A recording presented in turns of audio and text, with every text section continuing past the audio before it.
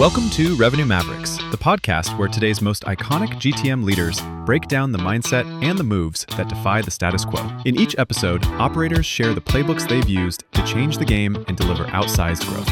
And now, here's the host of Revenue Mavericks, CEO and co-founder of Carrot, Justin Schreiber. Welcome, everyone, to the Revenue Mavericks podcast. This is an opportunity to catch up with some of the great revenue minds of our time. And today I'm really excited to be joined by Carl Borsody. Carl brings an incredible legacy of experience to the table. He's worked at some great companies, started off the career at Cisco, spent some time at Juniper Networks, Palo Alto Networks, and most recently, he's joined Uniphore as the Chief Revenue Officer. So this is going to be a great conversation. Carl, thanks for carving out time to chat. You bet. Happy to be here. So, Carl, as you know, we have our classic 3 questions, and these are the questions that seem to unlock the whole conversation. My favorite question to lead with is the question that maybe helps to get inside of the DNA of these revenue leaders that we talk to. And that question is, what's a formative experience that you've had outside of the professional arena that you feel has really shaped you as a CRO today? Yeah, I hadn't thought about that until you brought it up. And at first it was a little difficult, but if one thing that I think about from, my youth, it was actually a doctor after I had had an accident and broken my wrist in multiple places. And I was probably 8 years old, scary for a little kid. And the way that doctor was able to calm me down, tell me what he was going to do, maybe understand the procedure and how it will, affect me, and just brought me down to a level of calm. And I had confidence in how he was going to do what he was going to do. And it made me feel good in a really bad situation. So I think oftentimes as professionals, we're dealing with sometimes very bad situations or very complex situations, or times when our teams might be a little stressed out because what's going on and what we have to do to get things done. So from that perspective, if I look at how I felt after dealing with somebody that was very professional and an expert in their craft, I tie that into my own day-to-day, probably subconsciously, but try to leave an impact with somebody and making them feel both confident and good about what they're doing. So that's a great example. And you're right. So many times in a professional environment, we're dealing with mission critical situations. The intensity is high. The stress level is high.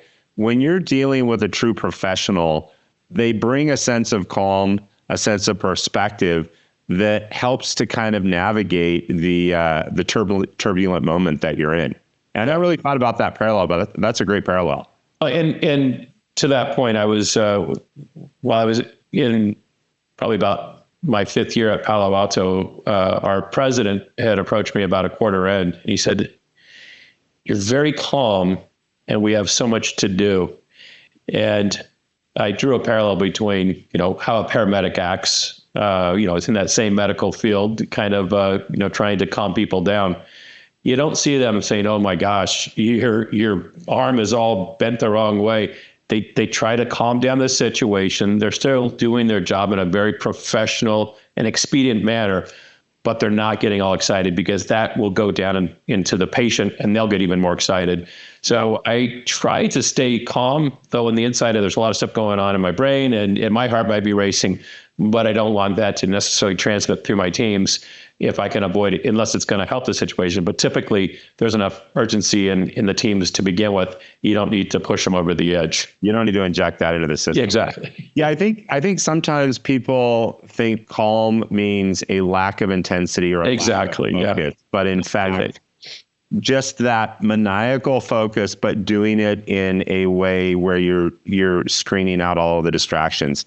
Yeah, makes a lot of sense. As you were saying that, I thought of my own experience. I was about 8 years old. I was at an event and some kid was chasing me. I tripped on some cement, fell on the cement and knocked out my 2 front teeth. Oh.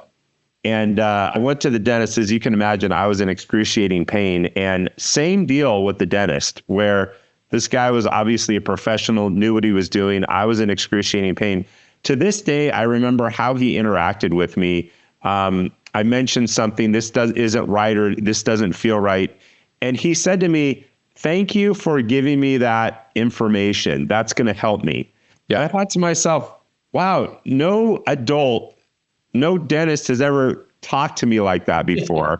And it elevated my status, and actually, I think did a tremendous amount for the rapport. So just the same in sales, where if we're elevating the status of the people that we're interacting with, the rapport is so much stronger.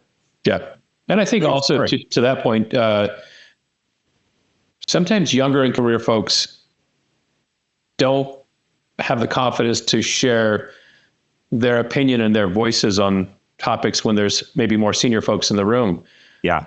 But it doesn't mean they don't have great ideas. So I always encourage that, because sometimes that lack of experience or lack of, how many times they've been through a process can actually add fresh perspective to what we're doing. And so I always tell the people, don't feel shy to add your opinion on anything we're talking about. That's why you're in the room. Yeah.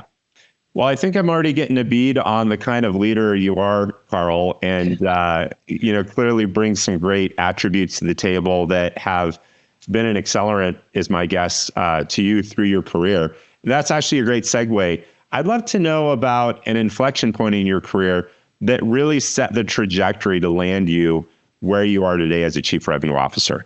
Yeah, I think if I look, I started managing in the late 90s. And then when my daughter was born, in an effort to stay home and be around a little bit, I went back into an IC role for about 8 years.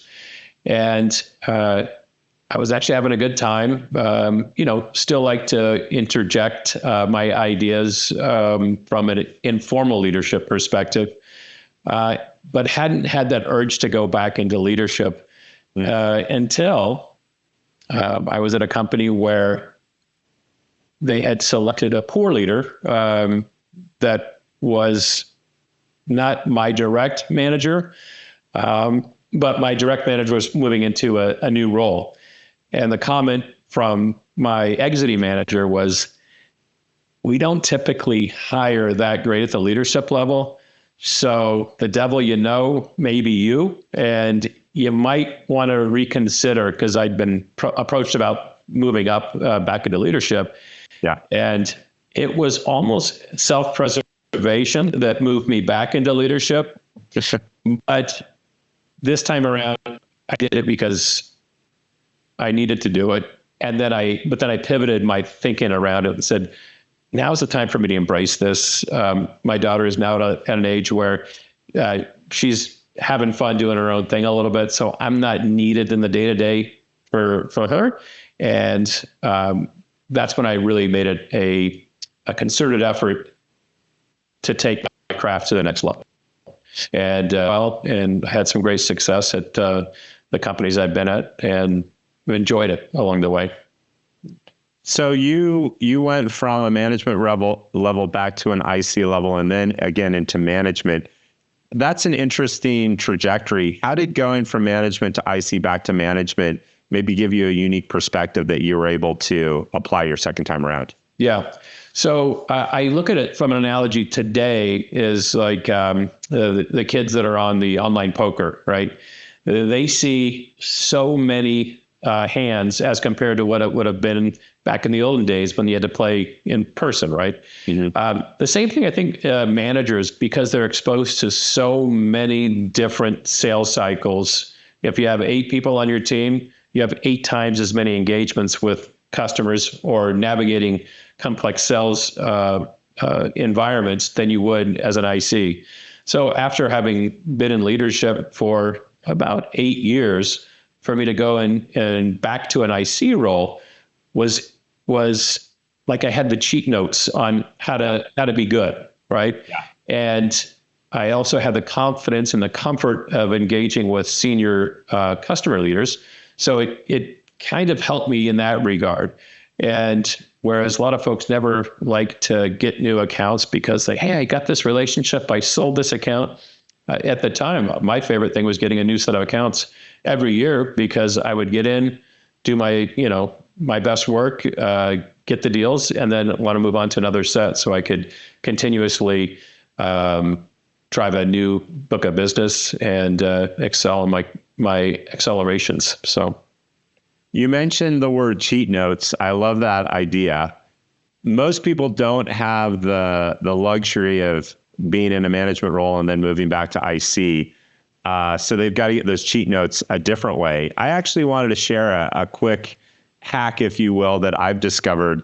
Claude or ChatGPT are incredible at giving you cheat notes. One of the things that I've started doing, and I've encouraged my sellers to do as well, is record those actual calls that you're on with customers, and then after, drop the transcript into Claude.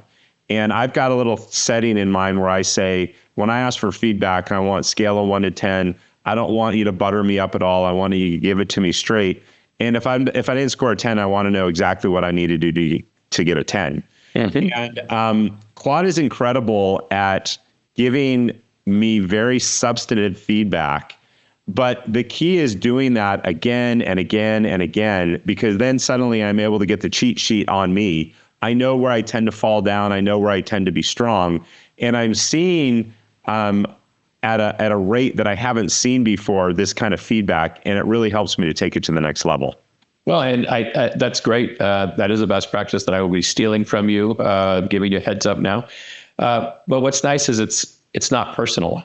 It's totally, you can't say, well, that person, that manager doesn't like me. He likes such and such better. It's a machine. So it's going to just be doing it based on what it's learned over its past. So, I love that idea. It also, you're right. Because I've explicitly said, I don't want, sometimes these things are programmed to just give you all the good news and pump you up so you use it more. And I've said explicitly, I don't want that. However, it still will say noted improvement over the past 3 weeks in this thing. And so it actually gives you evidence about improvement you've made. And that is, that's encouraging because it's substantive in terms of the feedback that you're getting. I read a recent study that it was an opinion piece, maybe. But one of the attributes that makes an amazing seller, there's all the typical things, but it's also someone that's optimistic, right? So you listen to that, Claude gives you a real crappy, grading, but you learn from it. You let that wash off you like water off a duck's back, and you don't get bogged down by that. You don't go into analysis paralysis. What's wrong? Why am I doing that? You say, okay, I can learn from that. Let's move forward. Yeah, I've got a favorite saying: if experience is your gold, life will make you rich. And so no matter how bad things go, I can say, I just got another gold coin in my pocket today. Yeah. And I think a lot of it is just not taking things too personal. I've had negotiations with very annoying, we'll say, procurement, not even traditional procurement folks, but sometimes it's these contractors that come in and they use terms like, we've benchmarked your product and you're 3 times as much as normal discounts. Like, what are you talking about? The discounts go through me. There's no way, and it just gets so tenuous. So when I have some of those discussions, I just started out like, let's be real frank here. Yeah. Your job is to degrade my value proposition as much as possible. And mine's the exact opposite of that. So, we're going to have this discussion, but let's keep it as cordial as possible. And we know each other's goals and objectives. And sometimes you can say, why don't we just have the discussion? What do you need out of me? Yeah. And then let's see if that's something we can start with.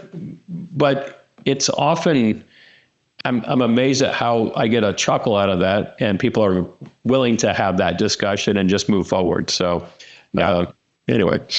Recognizing the humanity, we're all showing up every day, trying to do our job the best that we can. Sometimes my job pits me against your job just structurally, but we can still be real people. And respectful. Yeah.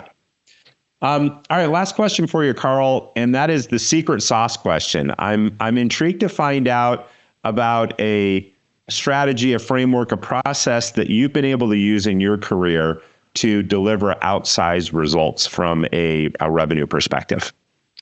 Outsized results from a revenue perspective. So I think really understanding the customer's business, it's kind of table stakes, right? But understanding what it is they're trying to achieve. I think also if you really can, something we talk about all the time, but oftentimes, especially in tech, it's very easy to get distracted. But understanding that your technology is only there to support the business outcomes of your customer. And too often in any company I've been at, we get so excited to tell our stories. And let me tell you everything I've learned about the industry and all the cool things that this product can do. I'm going to use every acronym that you don't know to describe, and I'm going to use product names that you've never heard of. Yeah. And I didn't realize this until I had somebody trying to sell me on a sales application that would make my team more effective and efficient, right? And then I realized we use product names all the time of our products. We could just use a descriptor instead. We talk about these technical acronyms that are, very fluid to folks in the industry from a tech perspective, but I'm talking to a business leader, and they don't care. And they turn off, and you see them start looking down because they're probably on their phone or something. So I think from a framework perspective is understand what's important to the buyer, not to you, and translate their business objective and the outcome that they're chasing to the capabilities of your product. And if you can do that without using any product names, any acronyms, but just descriptions of your product, right? It will allow them to stay in lockstep with the discussion and, not have to be so concerned that they don't know, oh my gosh, I'm not sure what that is. I don't know what that is. They start getting maybe in their mind thinking, I can't keep up with this conversation. But if we diluted it to business conversation, we'd be so much better off. And I actually had a CIO that brought it over me once when he said to one of my people, as an architect, he goes, look, you're smarter than me. I guarantee you're smarter than me, right? But if you want my business, you need to speak my language. Yeah. Now, if you want to talk to smart folks, I've got folks that are just as smart or smarter than you. I can have you talk to them, but they don't sign any orders. That's my job. So the framework is meeting the customer where they are, and being empathetic to the situation that they're in, their company is in, and also knowing that their timing is not always going to align directly with your timing. So understand that you can push them to a certain extent, but it's not, it's not always going to be exactly where you want it. Another thing along that same theme is that we talk and we do planning based upon a customer order. Customer could give a crap about when we get our PO. Their value starts at go live.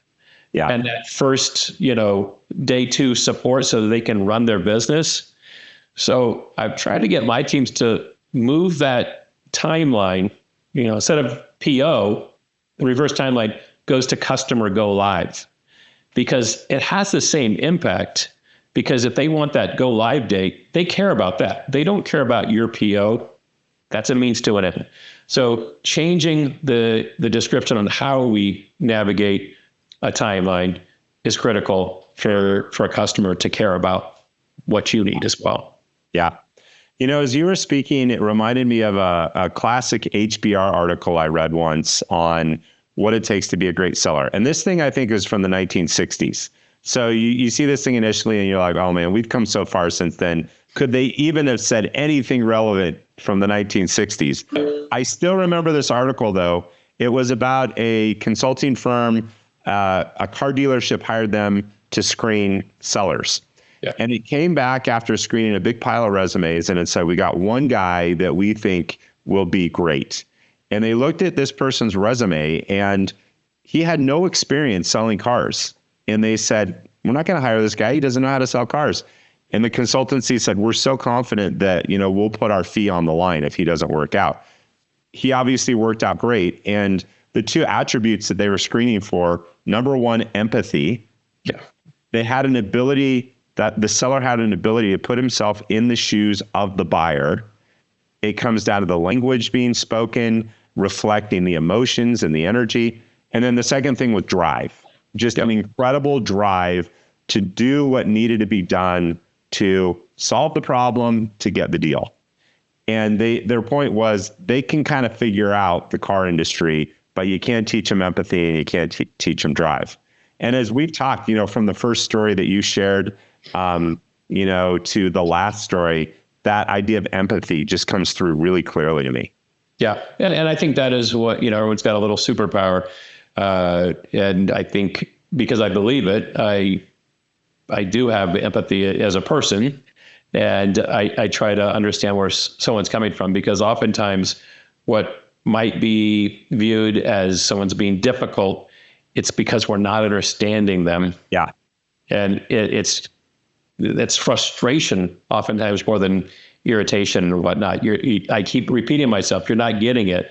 So it's a big thing. And it's funny that you mentioned from the 60s and, the person versus the other capabilities. When I was selling security, I stumbled across a couple profiles that always seemed to do a great job for us. And they weren't from security world at all. It was from companies that sold large platforms that knew to look in every nook and cranny for a business use case that would support the technology stacks that they were selling. And I would take that capability over industry expertise 9 out of 10 times. And that's what I coached our recruiters to look for, not for, hey, they come from this industry or that industry. It was, or security, I should say, it was from those specific companies that did it well. And I'm not going to tell anybody on this call who it is, because they'll steal folks that I'm looking for even today. But yeah, it is all about the experience and how they've been taught to sell.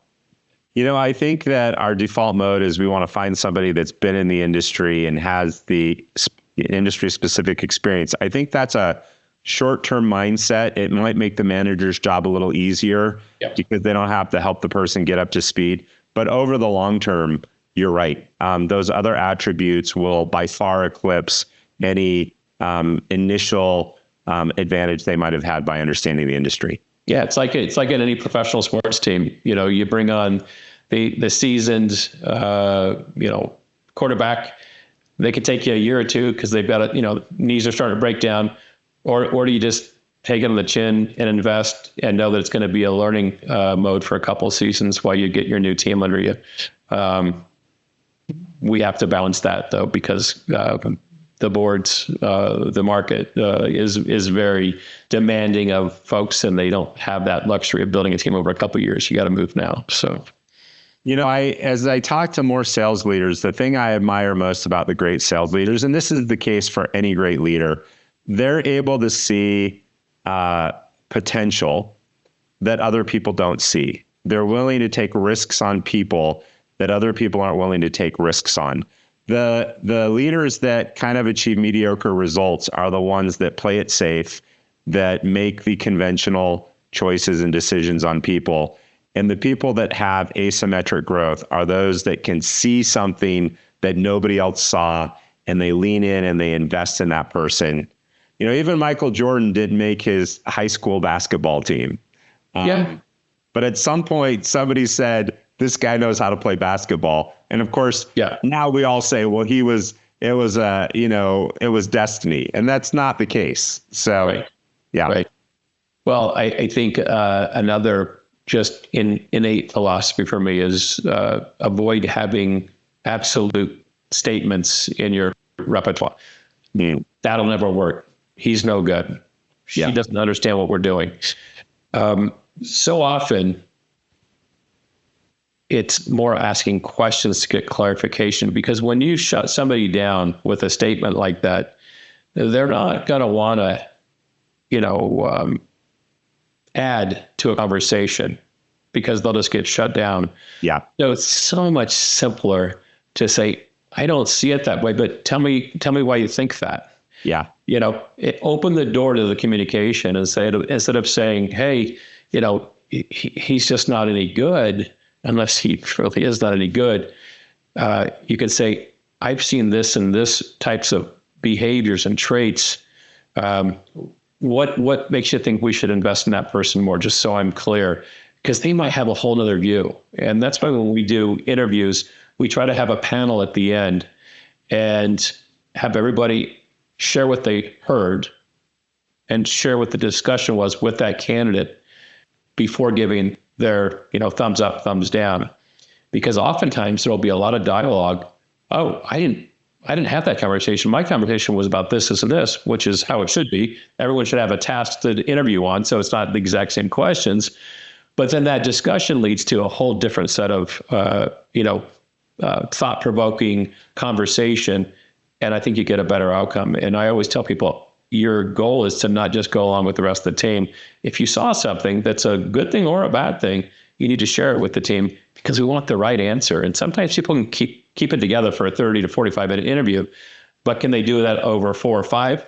Typically not. So if you saw a red flag, you got to throw it out immediately for the rest of the team to understand.